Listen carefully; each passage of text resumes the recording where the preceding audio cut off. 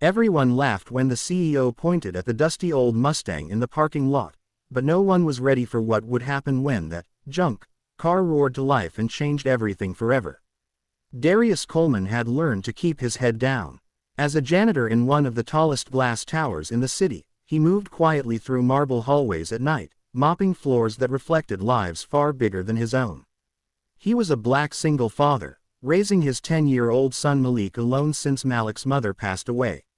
Every dollar mattered, every hour of sleep was optional, and every dream Darius once had, engineering school, racing engines, building something powerful, had been locked away years ago.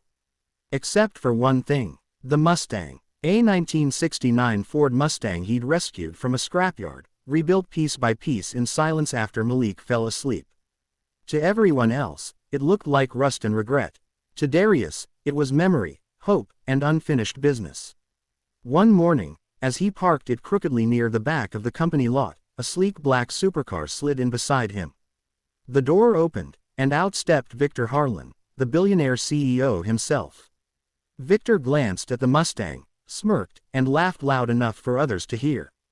"That car is junk," he said, shaking his head. "Surprised it even runs." Laughter followed. Darius felt the familiar burn of humiliation but said nothing. He simply grabbed his cleaning cart and walked inside. What no one knew was that the Mustang wasn't just rebuilt, it was reborn. Under that battered hood slept an experimental engine Darius had designed himself, guided only by old textbooks, scraps of notes, and the genius he'd never been allowed to prove. Later that day, Malik waited eagerly at home, asking if the car would be ready for the weekend. Darius smiled and said yes, but inside, doubt crept in. Maybe Victor was right. Maybe the world had already decided what men like him could be. That night, while working late, a fire alarm forced the building to evacuate. Executives poured into the parking lot, including Victor.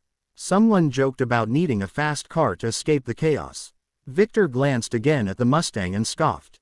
That thing wouldn't make it past the gate. Something inside Darius finally snapped. Not anger, but certainty. He stepped forward quietly and said, "It'll start." Victor raised an eyebrow. "You serious?" Darius nodded. The crowd leaned in. When Darius turned the key, the Mustang didn't just start, it awakened.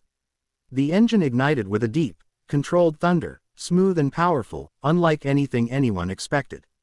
Conversations stopped. Phones came out. Victor's smile vanished. The ground itself seemed to vibrate as the Mustang purred, alive and precise. And that was only the beginning.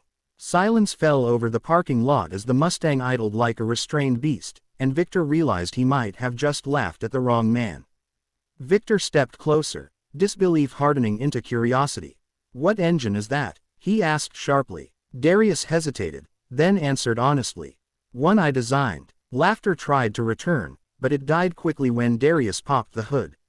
The crowd stared at a masterpiece of engineering, custom components, rare alloys, and a layout Victor had only seen in billion-dollar research labs. Victor's face drained of color. This wasn't luck. This was brilliance. "Do you know what you've built?" Victor asked quietly. Darius shook his head. "Something that works." Victor ordered the Mustang to be taken to the company's testing facility. Darius almost refused, fear whispering that this was another moment where hope gets stolen, but Malik's face came to mind. He agreed. Over the next week, the Mustang shattered performance benchmarks. Engineers confirmed it. Darius's engine design had the potential to disrupt the entire automotive industry. Valuation estimates soared past $2 billion. During a private meeting, Victor finally apologized. "I judged you," he admitted. "And I was wrong." He offered Darius a contract, a lab, and a seat at the table. But Darius asked for something else first, a guarantee that his son would never see his father mocked for dreaming. The deal was signed. The janitor became lead engineer overnight. The story hit the news.